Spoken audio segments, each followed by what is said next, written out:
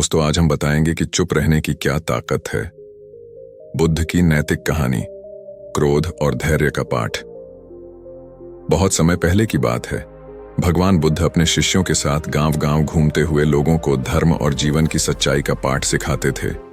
उनका एक उद्देश्य था कि लोग अपने मन की अशांति, क्रोध और दुखों से मुक्ति पाकर शांति और आनंद का अनुभव कर सकें।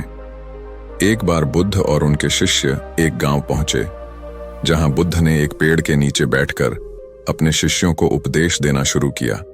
गांव के लोग भी धीरे धीरे वहां आकर इकट्ठे हो गए और बुद्ध के ज्ञान की बातें सुनने लगे। सब कुछ शांतिपूर्ण और अच्छा चल रहा था, लेकिन उसी गांव में एक व्यक्ति था जो बुद्ध से बहुत नाराज था। उसे लगता था कि बुद्ध लोगों को गलत रास्ते पर ले जा रहे हैं और उनके धर्म को कमजोर कर रहे हैं। उस व्यक्ति ने सोचा कि वह बुद्ध का अपमान करेगा और सबके सामने उनकी प्रतिष्ठा को धूमिल करेगा। वह तेजी से वहां आया और बुद्ध को गालियां देने लगा। उसने उनके बारे में अपशब्द कहे और बहुत गुस्से में उन्हें नीचा दिखाने की कोशिश की। बुद्ध ने उसकी बातों को शांति से सुना और एक बार भी क्रोध या नाराजगी नहीं जताई। वह व्यक्ति जितना गुस्से में आता, बुद्ध उतने ही शांत बने रहते। उनके चेहरे पर वही सौम्य मुस्कान थी। वह व्यक्ति जब देखता है कि बुद्ध पर उसकी गालियों का कोई असर नहीं हो रहा है, तो और भी अधिक क्रोधित हो जाता है। उसने और भी जोर जोर से चिल्लाना शुरू कर दिया, परंतु बुद्ध शांत बैठे रहे। अंततः वह व्यक्ति थक गया और चुप हो गया। तब बुद्ध ने बहुत शांत स्वर में उससे कहा, भाई, यदि तुम मुझे कोई उपहार देना चाहो और मैं उसे स्वीकार न करूं, तो वह उपहार किसके पास रहेगा? वह व्यक्ति थोड़ा हैरान हुआ और बोला, यदि आप उपहार स्वीकार नहीं करते तो वह मेरे पास ही रहेगा।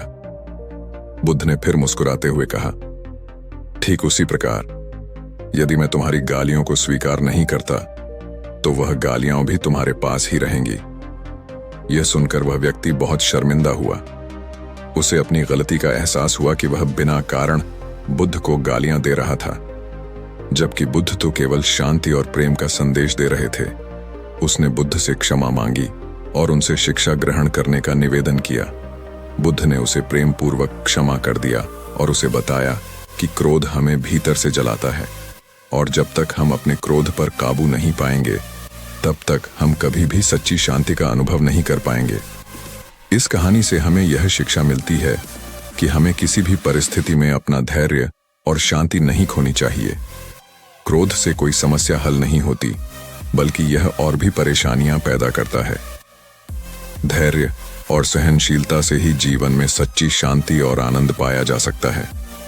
यह कहानी हमें यह भी सिखाती है कि हमारे मन का नियंत्रण हमारे हाथों में होता है और जब हम इसे शांति से भर देते हैं, तो कोई भी बाहरी नकारात्मकता हमें प्रभावित नहीं कर सकती।